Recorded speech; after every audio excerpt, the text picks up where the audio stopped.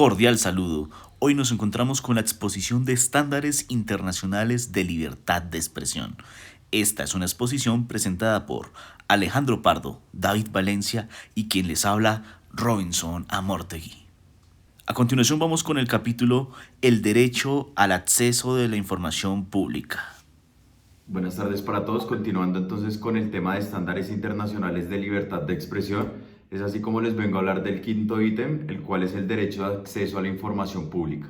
Para dar inicio a esta exposición hablaremos sobre la importancia que tiene el acceso a la información pública, puesto que es un principio fundamental que permite a los ciudadanos acceder a toda la información que es generada, recolectada o custodiada por el Estado y sus instituciones. Este derecho promueve de cierta manera la transparencia, la rendición de cuentas y el fortalecimiento de la democracia dentro de un territorio. Por otro lado, hablaremos de los elementos básicos del derecho de acceso a la información. De estos 5 ítems hablaremos del primero, el cual es el derecho fundamental, el cual es el acceso a la información cuando es reconocido como un derecho humano fundamental, garantizando la legislación nacional e institucional. El segundo ítem es la información de carácter público, el cual se aplica a la información que es de dominio público y está en posesión del Estado, incluyendo documentos, registros, datos, informes, entre otros. El tercer ítem son los procedimientos claros que deben existir para que sean de cierta manera accesibles para solicitar y recibir información, incluyendo plazos, formas de presentación de solicitudes y recursos en caso de denegación o falta de pruebas. El cuarto ítem es la no discriminación, el cual es el derecho a la información que debe aplicarse sin ninguna discriminación, garantizando el acceso equitativo para todas las personas, sin importar su origen étnico, genérico, religión u otra condición. El quinto ítem es la divulgación activa. Además de la posibilidad de realizar solicitudes de información, las instituciones públicas deben promover la divulgación activa de información de interés público sin necesidad de solicitarla. En el siguiente tema encontramos los principios rectores del derecho de acceso a la información, los cuales son los siguientes. El primero, máxima divulgación. Segundo, presunción de apertura. Tercero, plazos razonables. Cuarto, costos razonables.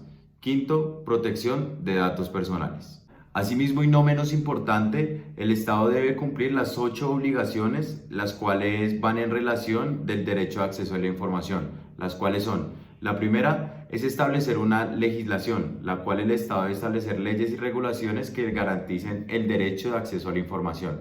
El segundo es promover la transparencia, en el cual el Estado debe velar por promover una cultura de transparencia y acceso a la información en todas las instituciones y niveles gubernamentales.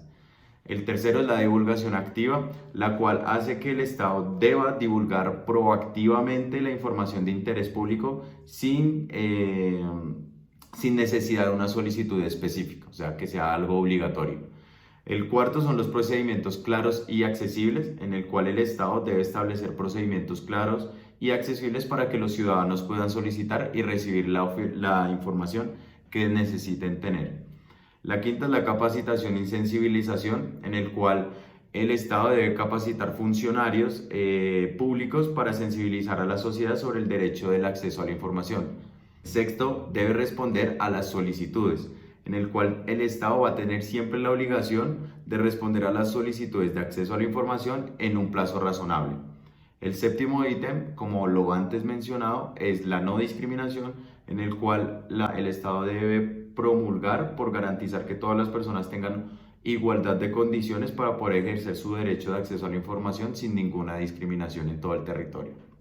El octavo ítem es la protección a los denunciantes, en el cual el Estado, por decirlo así, debe velar por proteger a los denunciantes que revelan información de interés público y tomar medidas para prevenir represalias, algo que, digamos, para los tiempos de 1980 a 1995 nunca se vieron. Ahora, un dato importante que también encontramos en el texto es que el derecho es la regla y el secreto de la excepción. Esto significa que el acceso a la información debe ser una regla general y la restricción o secreto de la información debe ser la excepción basada en razones legítimas establecidas por la ley, como la seguridad nacional, la protección a la publicidad, a la privacidad o la confidencialidad de ciertos documentos.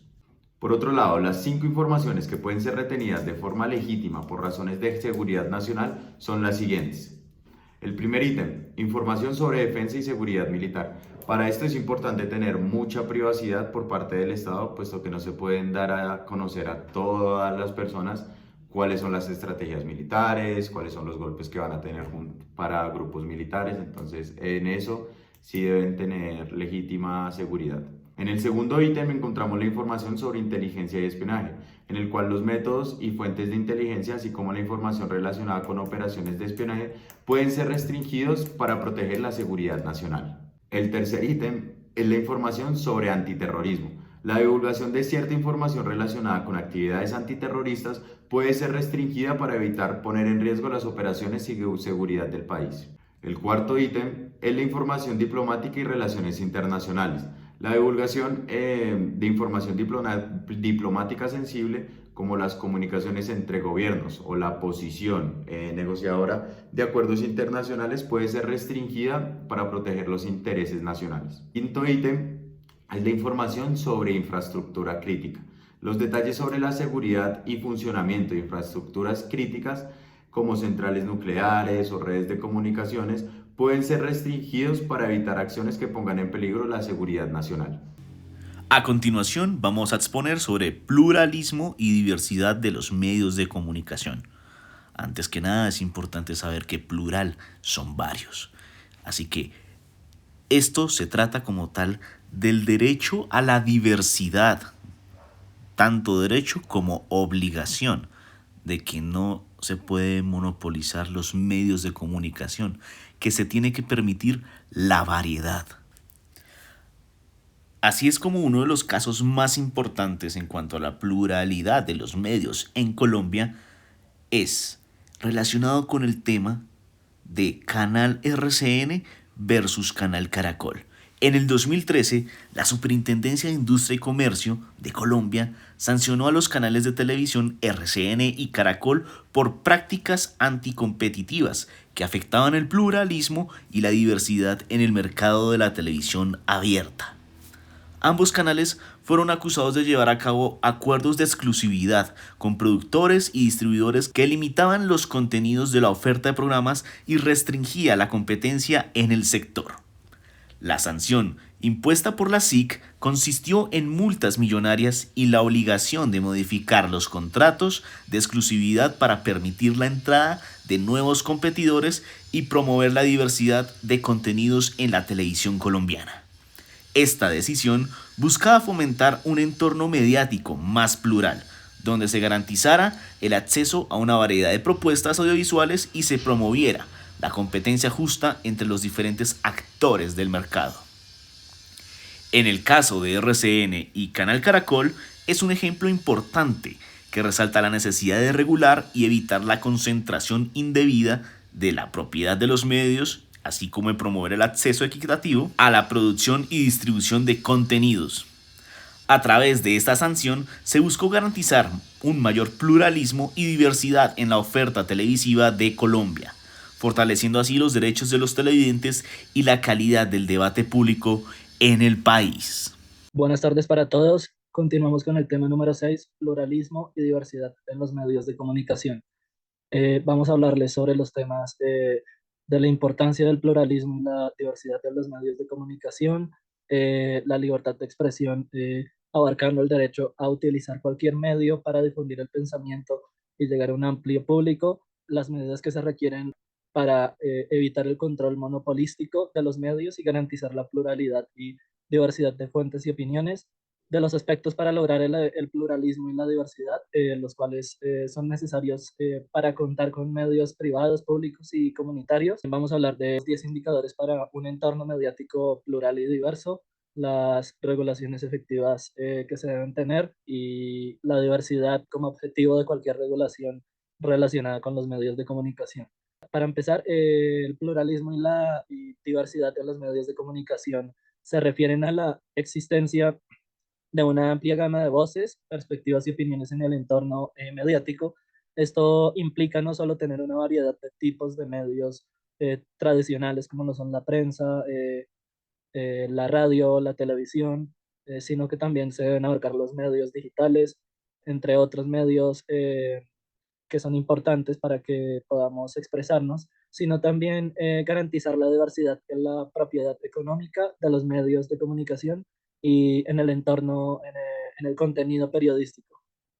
Estos dos conceptos, el pluralismo y la diversidad en los medios de comunicación, son fundamentales para el funcionamiento saludable de una sociedad democrática y participativa, en donde el pluralismo se refiere a la existencia de las diferentes voces, perspectivas y opiniones que tenemos en cuanto al entorno mediático, mientras que la diversidad se relaciona más con la variedad de los tipos de medios y contenidos periodísticos disponibles en todas las plataformas y medios de comunicación disponibles o que hacen parte del mundo mediático. La importancia del pluralismo y la diversidad en los medios de comunicación estos dos términos, como les decía anteriormente, son fundamentales para tener una sociedad informada y democrática, que sea participativa, en donde todos podamos acceder a la información. Estos principios aseguran que se escuchen diferentes voces y perspectivas, no solo de periodistas o de políticos, sino también de fomentando el intercambio de ideas, en donde la tolerancia es muy importante y porque pues cada uno tiene su perspectiva y como sus ideales en cuanto a, puede ser la política o la economía o distintos temas que se dan a nivel nacional e internacional. Y asimismo es importante tener una participación ciudadana en donde los ciudadanos puedan interactuar y participar y también dar su opinión de los diferentes temas que se dan en el mundo. Además, es importante evitar la concentración efectiva del poder, como les decía anteriormente, de que la información esté en manos del monopolio o de los altos mandos, ya sea en medios de comunicación, en empresas o desde el mismo gobierno. Es importante que no se dé una concentración excesiva de poder en manos de unos pocos actores mediáticos, sino que promuevan la representación equitativa y participativa de los diversos grupos y comunidades en la sociedad. Es importante destacar que estos dos términos, por varias razones, en primer lugar, garantizan un acceso equitativo a la información y permiten una mayor participación ciudadana en la toma de decisiones y en la información que se brinda. Eh, Al tener una amplia gama de fuentes de información y opiniones, los ciudadanos pueden formar sus propias opiniones de manera informada y estar mejor preparados para participar activamente en la sociedad. Esto se ve normalmente hoy en día ya no solo en los medios tradicionales, sino que también en los medios digitales, donde cualquier persona puede abrir un medio de comunicación o un blog o una red social donde puede dar su punto de vista, su opinión o puede informar a la sociedad de una forma más equitativa, de una forma más como no tan cerrada, sino más abierta y, y estar mejor preparados para participar activamente con la sociedad, ya que, pues digamos, los medios tradicionales muchas veces, al ser manejados en algunos casos por o empresas o por grupos monopolísticos, como que se les censura en el uso de la información, en la libertad de expresión, mientras que en las redes sociales cualquier persona puede decir lo que piensa o lo que cree y lo puede hacer de forma libre, sin ningún tipo de mediación. Además, el pluralismo y la diversidad de los medios de comunicación fomentan el intercambio de ideas y el debate público, lo que enriquece la democracia al promover la tolerancia y la comprensión mutua. Al escuchar diferentes perspectivas se evita la polarización y se fomenta el diálogo constructivo entre los diversos actores de la sociedad. En cuanto a la libertad de expresión, es importante destacar que esta abarca el derecho a utilizar cualquier medio, como lo decía anteriormente, cualquier medio de comunicación, ya sea tradicional o digital, para difundir el pensamiento y llegar a un amplio público. Esto implica que los individuos tengan la libertad expresarse, de expresar sus ideas a través de diversos canales de comunicación, ya sean los tradicionales o los digitales, y lo pueden hacer de forma libre. Sin embargo, para que el pluralismo y la diversidad sean efectivos, los estados, esto tiene que ver ya con el Estado tiene la obligación de promover la diversidad de los medios y evitar la concentración indebida de la propiedad. Esto implica tomar medidas eficaces para evitar el control monopolístico de los medios y garantizar la pluralidad de fuentes y opiniones, que desde luego así se hagan desde un medio de comunicación digital, debe ser con información veraz, con información real, más no mintiéndole a la gente con fake news, que es algo que suele pasar mucho en las redes sociales, sino que debemos tener en cuenta el papel que juegan los medios de comunicación y la información en la opinión y la forma de pensar de una persona y de la sociedad misma, para no generar ningún tipo de controversia o de opinión que puede generar algún caos o alguna reacción por parte del público, como se ha dado en distintos casos, como digamos el activismo político muchas veces se hace de forma irresponsable. Esto, por ejemplo, cuando se llama a la gente a armar caos en las calles, en vez de hacerlo de forma pacífica con marchas o manifestaciones donde cada persona puede expresarse libremente, sin vulnerar su derecho a la libertad de expresión y tampoco sin hacer caos en las calles. El pluralismo y la diversidad en los medios en cuanto a la propiedad económica y la diversidad de tipos de medios y contenidos periodísticos en todas las plataformas y medios de comunicación. Los estados, como decía anteriormente, tienen la obligación de promover la diversidad de los medios y evitar la concentración indebida de la propiedad. Esto implica implementar medidas eficaces para evitar el control monopolístico de los medios, garantizar la pluralidad y diversidad de las diferentes fuentes y opiniones y establecer regulaciones efectivas que promuevan un entorno mediático plural y diverso. La obligación de los estados en relación con la diversidad en los medios de comunicación es un tema crucial para garantizar un entorno mediático plural y democrático. Los gobiernos desempeñan un papel fundamental en la promoción y protección de la diversidad de los medios de comunicación, evitando la concentración indebida de la propiedad y fomentando un acceso equitativo a la información donde todos los actores de la sociedad tengamos acceso a la información sin ninguna mediación, sin que se guarde información importante. Desde luego, como lo comentaba mi compañero Alejandro anteriormente, que no toque temas que tengan que ver con algunas operaciones militares o con, digamos, aspectos políticos que tengan que ver no desde la parte que nos afecta a todos, sino desde lo que puede afectar alguna acción que estén llevando ellos a cabo que sea para el bien de todos. En primer lugar, los gobiernos deben establecer leyes y regulaciones efectivas que promuevan la diversidad en los medios. Estas regulaciones deben asegurar que haya un equilibrio entre los intereses comerciales y los intereses públicos. Es importante que las normas establezcan un marco jurídico claro que proteja la diversidad de los medios y evite el control monopolístico de las empresas de comunicación. Una de las medidas esenciales para llevar a cabo esto es la transparencia en la propiedad de los medios. Los estados deben exigir que las empresas de medios de comunicación revelen la información, deben exigir esto para que haya una sociedad más equitativa y participativa, asimismo democrática, sobre su estructura de propiedad, sus vínculos empresariales y financieros y cualquier conflicto de intereses potencial. Esto permite evaluar si existe una concentración indebida de la propiedad de los medios y tomar medidas adecuadas para prevenirla. Además, es necesario garantizar una asignación equitativa de frecuencias y recursos en el espectro radioeléctrico.